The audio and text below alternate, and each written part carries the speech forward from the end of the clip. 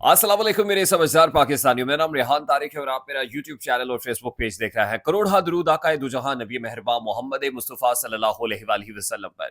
इस दुआ और इस उम्मीद के साथ इस व्लॉग का आगाज करते हैं कि अल्लाह रब्बुल इज्जत इस मुल्क के फैसला साजों के दिलों में समझदार पाकिस्तानियों के लिए नरमी पैदा कर दे।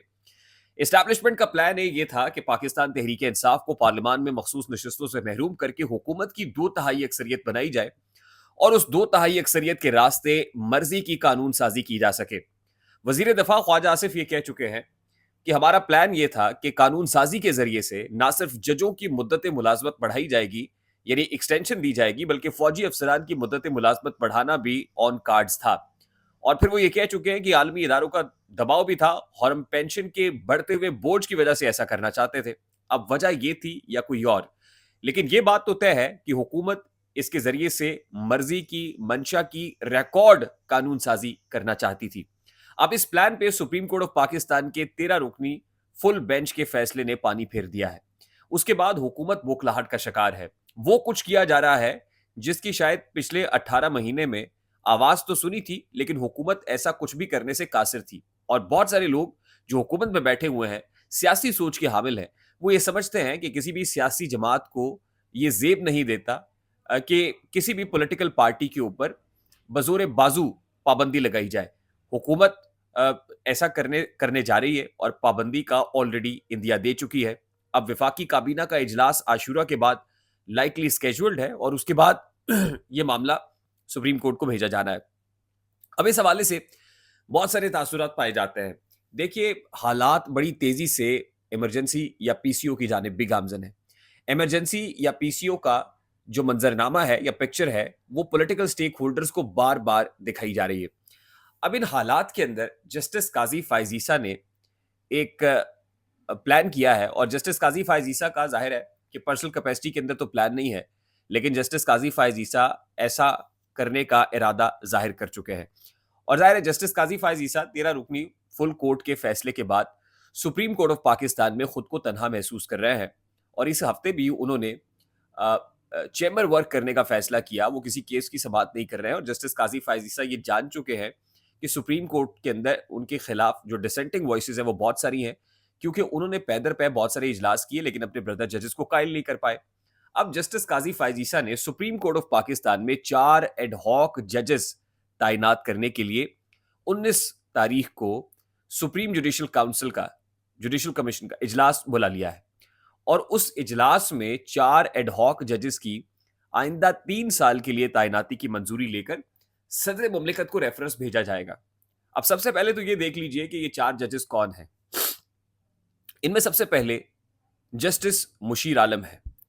मैं कहता हूं ना कि इस वक्त राइट नाउ मुल्क में 4 पावर सेंटर्स बन चुके हैं। 4 पावर सेंटर्स बने हैं और 4 ही जजेस अपॉइंट करने का फैसला किया गया है।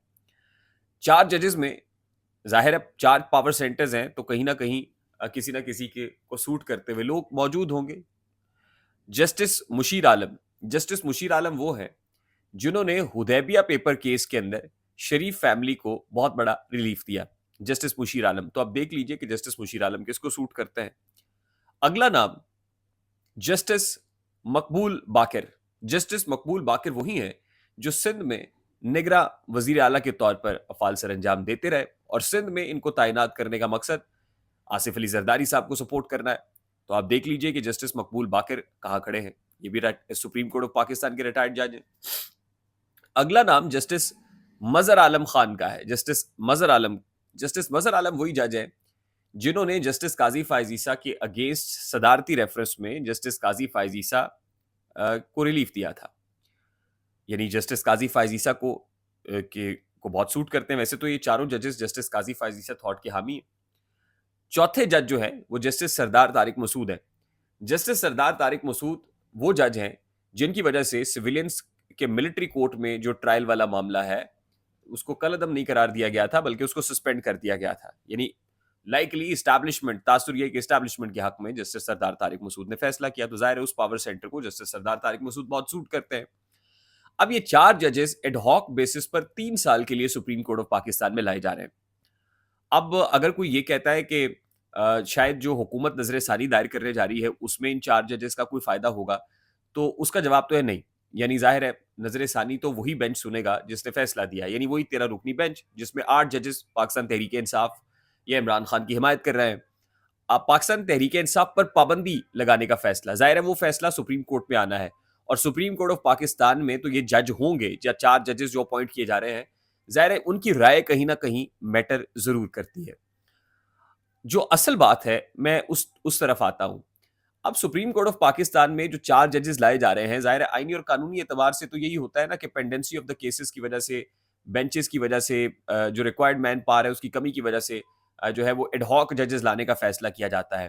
یہ ہائی کورٹ کا جج بھی ہو سکتا ہے اگر وہ پری کوالیفیکیشن کرائیٹیریا کو میٹ کرے، اور پھر جو وہاں کا کنسرنڈ چیف جسٹس ہے، یعنی اگر لاہور ہائی کورٹ سے کسی جج کو ایڈ ہاک جج لانے کا فیصلہ کیا گیا تو پھر وہاں کے جو چیف جسٹس ہے اس کی انڈورسمنٹ بھی شامل ہوتی ہے. لیکن یہ چاروں کے چاروں ریٹائرڈ سپریم کورٹ کے ریٹائرڈ ججز ہیں، یعنی کیپیسٹی کے اعتبار سے تو اپنی اہلیت معیار پر پورا اترتے ہیں پوٹینشیل وائز، لیکن ریٹائرڈ ججز کو پھر سے 3 سال کے لیے ایڈ ہاک بیسس کے اوپر لانا اور تنخواہیں دینا اور یہ سب کرنا، ظاہر ہے پرنسپلی اس سے بہت سارے اختلافات ہو سکتے ہیں.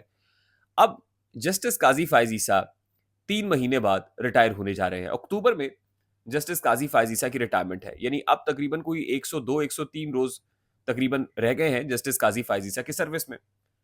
اب جسٹس قاضی فائز عیسیٰ کی ایکسٹینشن کا پلان تو فارغ ہو گیا. اگر پی ٹی آئی پر پابندی اور ڈیزولوشن اور اس کا ایک طریقہ کار ہے تحلیل ہونے کا، 15 روز کے اندر اندر کابینہ کے فیصلے کے 15 روز کے اندر اندر آپ نے سپریم کورٹ کو معاملہ بھیجنا ہے. اب اگر تو اس کی سہولت کاری ہو رہی ہے پی ٹی آئی کو ڈیزالو کرنے اور یہ معاملہ ہے تو یہ ایک الگ بات ہے. لیکن ظاہر ہے جسٹس قاضی فائز عیسیٰ کی ایکسٹینشن کے پلان کے کینسل ہونے کے بعد جو نیکسٹ چیف جسٹس اب آ رہے ہیں، اب جو اگلا چیف جسٹس ہوگا وہ جسٹس منصور علی شاہ ہوں گے. اور جسٹس منصور علی شاہ ظاہر ہے اپنا خیال آلریڈی تھاٹ دے چکے ہیں مخصوص نشستوں کے کیس کے فیصلے کے اندر. اور منصور علی شاہ نے کہا تھا کہ اگر الیکشن کمیشن آف پاکستان اپنی غلطی کو ٹھیک کر لے تو سارے کا سارا معاملہ ہی ختم ہو سکتا ہے. اور جسٹس منصور علی شاہ نے کہا تھا کہ سپریم کورٹ آف پاکستان میں پاکستان تحریک انصاف پارلیمانی جماعت کی حیثیت سے موجود ہے اور اس کے پارلیمانی وجود کو تسلیم کیا گیا تھا.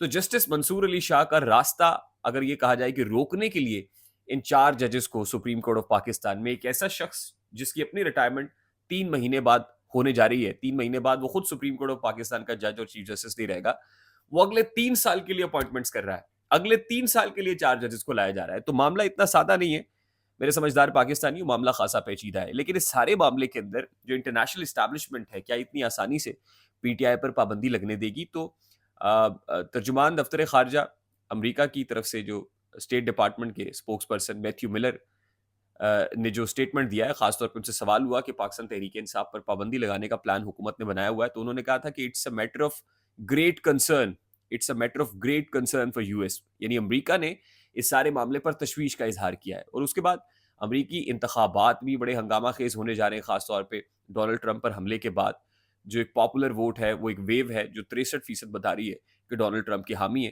اب ظاہر ہے وہاں کی اسٹیبلشمنٹ کیا سوچتی ہے اور ڈیموکریٹس کے ساتھ کس طرح کاندھے سے کاندھا لگا کر کھڑی ہے، وہ تو اس انسیڈنٹ سے ہی عیاں ہو گیا ہے.